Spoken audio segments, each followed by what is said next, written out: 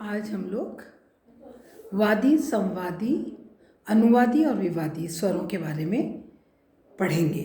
वादी स्वर जैसा कि नाम से है, जैसे हम राग जब बजाते हैं गायन वादन के अंदर, तो हम देखते हैं एक स्वर को राग में पर्टिकुलरली हम बार बार उसका उच्चारण करते हैं, उसको बजाते हैं। उसकी स्थिति विद्वानों ने बताई है कि ये राजा के समान होता है, जिसको बार बार पूछा जाता है, जिसकी सबसे ज़्यादा प्रधानता उस राग के अंदर होती है, वो वादी स्वर कहलाता है। उसके बाद संवादी स्वर, इसको हम मंत्री की तरह समझ सकते हैं। जैसे राजा सबसे ज़्यादा महत्वपूर्ण होता है, उसके बाद जो सबसे सेकंड महत्वपूर्ण होता है वो होता है मंत्री। तो इसकी स्थिति मंत्री के समान है। वादी स्वर से कम पर अन्य स्वरों से ज़्यादा जब स्वर प्रयोग होता है तो उसे संवादी स्वर कहते हैं। यह वादी स्वर से चौथे या पांचवें पर अधिकतर स्थित होता है। संवादी स्वर वादी के बाद बजता है और इसमें भी राग के अंदर इसकी बहुत महत्वता होती है। इसके बार बार इसका भी वादन किया जाता है, परंतु वादी स्वर से कम इसका वादन किया जाता है। वादी, संवादी के बाद अनुवादी और विवादी।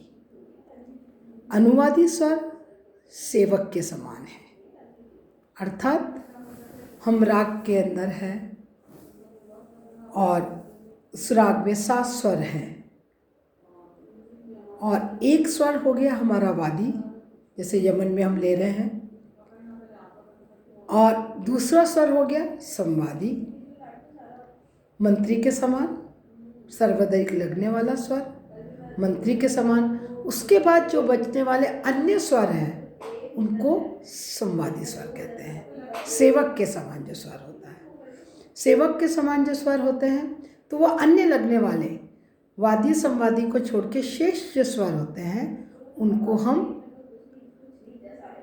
अनुवादी स्वर कहते हैं, सेवक के समान है। और एक स्वर होता है विवादी। यह स्वर भी राग में प्रयोग किया जाता है और अत्यंत कभी कभी बड़ा वैचित्र, विवादी मीन्स विवाद के रूप में, अर्थात शत्रु। इसको उपमा दी है शत्रु या बैरी के समान। यह स्वर बैरी के समान होता है, अर्थात कभी कभी लगाया जाता है और इससे राग के अंदर विचित्रता पैदा हो जाती है और सुनने में थोड़ा कौतूहल हो जाता है। और पर इसे गुणीजन, जिन्हें हम कहते हैं महान संगीतकार, बड़ी कुशलता से लगाना पड़ता है। हर व्यक्ति विवादी स्वर को लगाना सबसे मुश्किल काम होता है।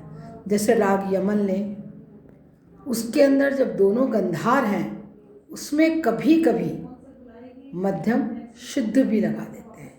आपने देखा होगा कि हमेशा जब यमन बजाते हैं तो हम लोग उसको आरोह अवरोह बताते हैं, नी रे ग मा, मध्यम तीव्र है।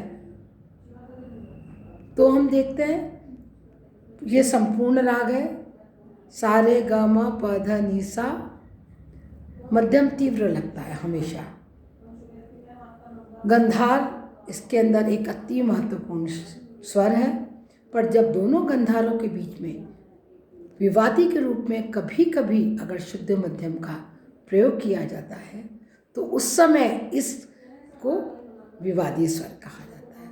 तो इस प्रकार हमने देखा कि राग में 4 तरह के स्वर होते हैं।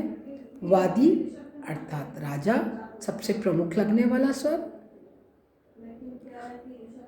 वादी के बाद संवादी स्वर आता है।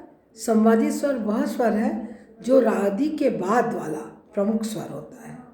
जैसे इसकी उपमा मंत्री के समान दी है, अर्थात वादी से कम पर अन्य स्वरों से जो ज़्यादा प्रयुक्त में आता है उसे हम कहते हैं संवादी स्वर।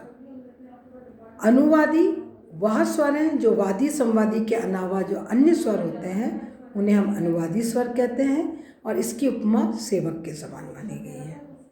और चौथा स्वर है विवादी स्वर वो है जो बैर की तरह है, उनको कुशलता से लगाया जाता है और उस राग के अंदर विचित्र पैदा करते हैं। तो इस प्रकार हम देखते हैं कि वादी, संवादी, अनुवादी और विवादी हमारे राग के अंदर एक महत्वपूर्ण अपना स्थान रखते हैं। और गुणीजन वादी, संवादी इन सभी स्वरों से, अनुवादी और विवादी से राग में माधुर्य पैदा करते हैं, एक विचित्र पैदा करते हैं, रस पैदा करते हैं और रंजकता पैदा करते हैं। इन्हीं स्वरों के द्वारा हम राग में बार बार रंजकता पैदा करते हैं और शास्त्रों के आधार पर विवादी, अनुवादी, संवादी और वादी का प्रयोग किया जाता है। तरह तरह के कॉम्बिनेशन से वादी का स्वर प्रयोग किया जाता है। इस प्रकार ये चारों स्वर बड़े महत्वपूर्ण के हैं और इनको आप आज लिखिए और समझिए। Thank you.